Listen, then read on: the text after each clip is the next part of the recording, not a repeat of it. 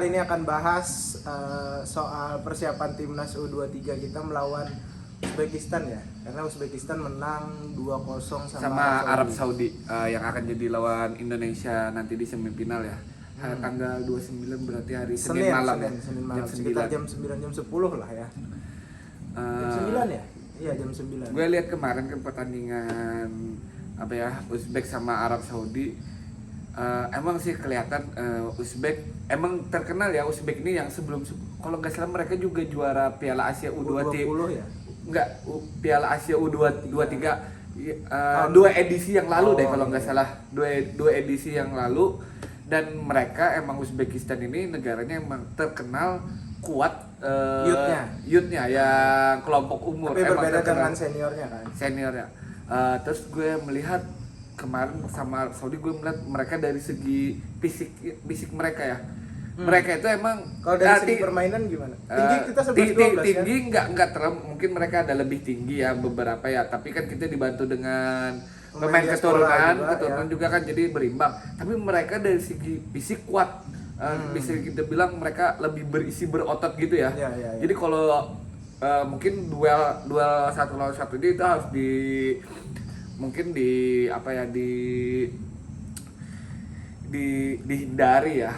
Lebih cepat aliran bola karena mereka dari segi fisik ya, strength, kekuatan mungkin lebih unggul kalau gue lihat. Tapi kalau dari segi permainan cukup bagus, tapi gue lihat mereka juga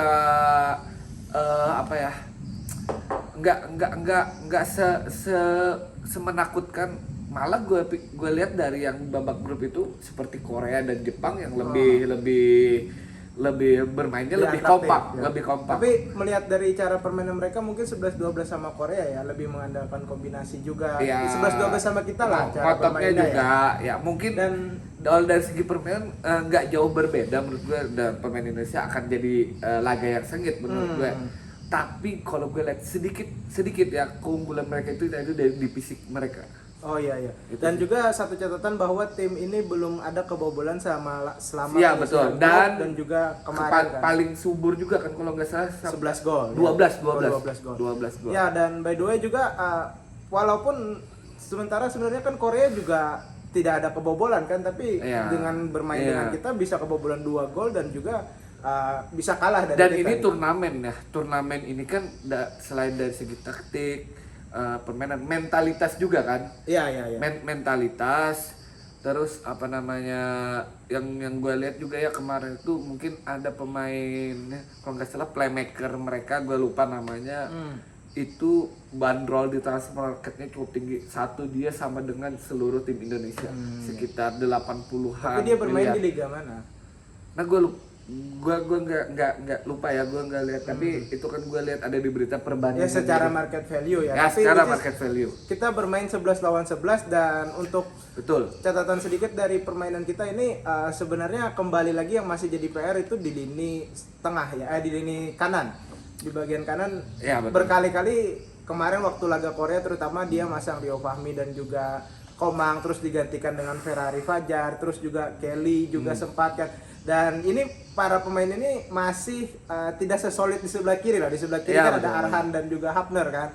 Nah ini yang masih jadi PR mungkin dan dari Sintayong. Marcelino pun menusuk dari sebelah kiri juga kan. Dan juga ini sangat PR dan pastilah tim lawan akan mempelajari ini karena terbukti waktu melawan Jordania, Korea mereka mempelajari bahwa sisi itu yang lemah untuk kita. Betul.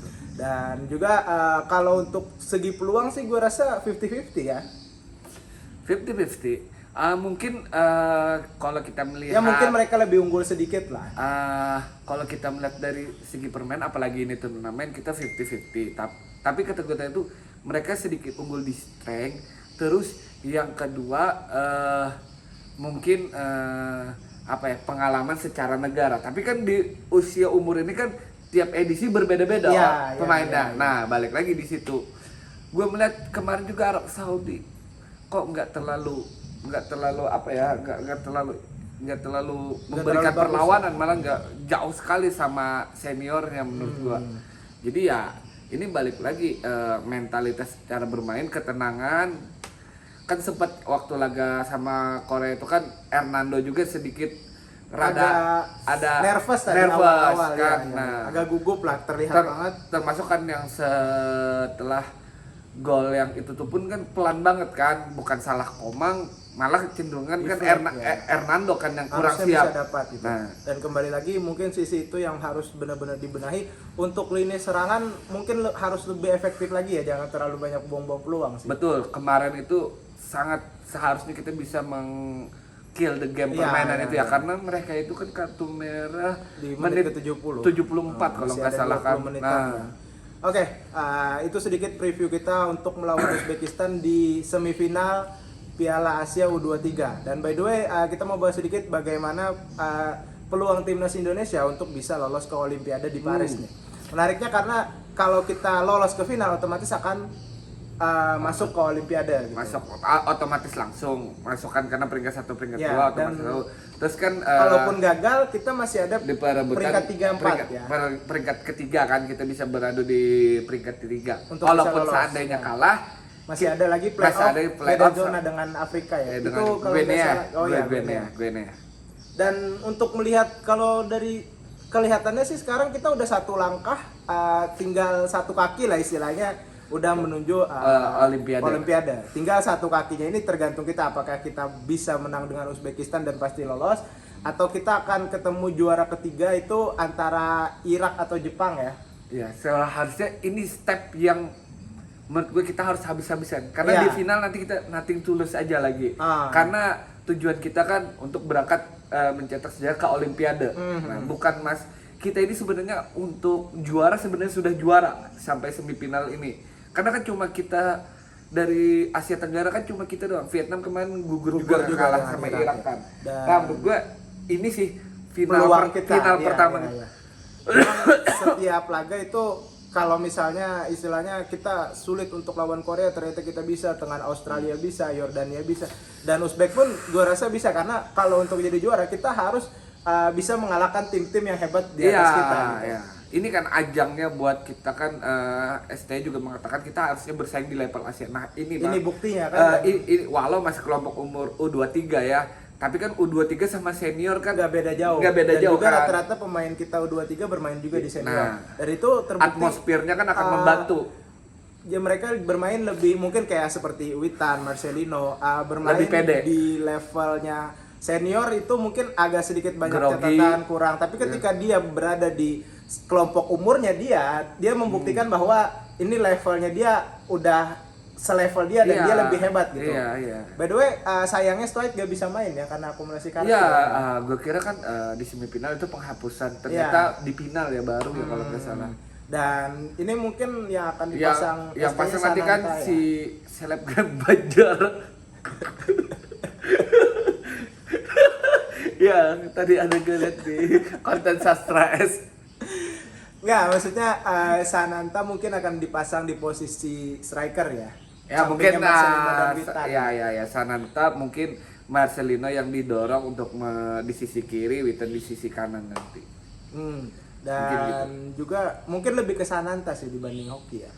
Ya benar, Sananta lebih, mungkin Sananta itu rada kaku ya, mungkin kayak kita lihat dari segi dia tuh tipe striker kayak Zlatan Ibrahimovic gitu, tapi dia punya tendangan yang cukup keras, mental juga kalau ngambil penalti ada, yakin gitu. Kalau misalnya strike ini lebih ke winger sih sebenarnya, jadi dia bisa itu punya skillful lah. Walaupun finishingnya beberapa laga sebelumnya banyak yang miss ya, tapi dia membuktikan waktu melawan Korea dia bisa kok untuk cetak gol. Ya, sama strike itu kan punya fisik stamina yang bagus ya. Gua lihat kan dia lari-lari terus nge-press. Dan ini adalah kesempatan kita untuk bisa lolos ke ajang internasional Olimpiade ya. Peluang sangat besar nih. Ini kan tergantung Olimpiade ini kan bergengsi satu dunia ya, bukan yang cuma Asia cuma ASEAN. Ini kan dunia. Kita udah di sana aja, terlepas namanya partisipasi pertama, kita lolos aja dulu kan, itu udah prestasi kan untuk negara kita yang bukan negara besar bola ya. Tapi berarti kalau Olimpiade kelompok umur juga ya? Kelompok umur plus ditambah 3 pemain senior. Okay. Makanya Mbappe kan mau dipanggil timnas Prancis kan. Dan ya semoga kita bisa lolos Olimpiade dan bisa memenangkan pertandingan hari besok ya. Ya ini kan mungkin tayangnya hari Minggu ya, jadi hari Senin. Dan ini seharusnya peluang kita untuk lolos Olimpiade jangan sampai disia-siakan lah. Kalau lo sendiri mungkin sebagai penutup, prediksi lo deh, mungkin dari segi skor. Kalau gue rasa sih definitely kita bisa menang ya, asal kita bertahan dengan cukup bagus dan melakukan serangan seperti waktu kombinasi serangan seperti melawan Jordania dan Korea gitu.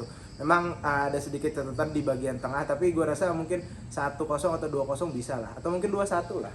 Kalau gue Indonesia menang lagi, mungkin balik lagi ya, drama adu penalti lagi. Kalau gue sih semoga 1-1. Ya semoga nggak penalti sih, karena nanti banyak yang mungkin ada yang nyinyir, wah lolosnya karena penalti doang gitu. Iya. Kemarin kan waktu Ini Piala kan Asia namanya- kan ini kan lolosnya namanya- karena disuruh Kyrgyzstan nggak atau gimana gitu. Ini kan nanti Namanya kita harus- turnamen, Argentina pun juara dunia Iya. dengan penalti kan. Tapi Saya kan juga sebaiknya kita bisa Anda menang pendukungnya Bung Handok ya. Nggak, sebaiknya kita harus bisa menang kill the game di 90 menit sih. Dan terakhir mungkin selebgram Banjar tadi di biar Tika mau berangkat ke Qatar ini besok gantikan Rafael Strike. Ya udah sampai di sini Oke. dulu deh.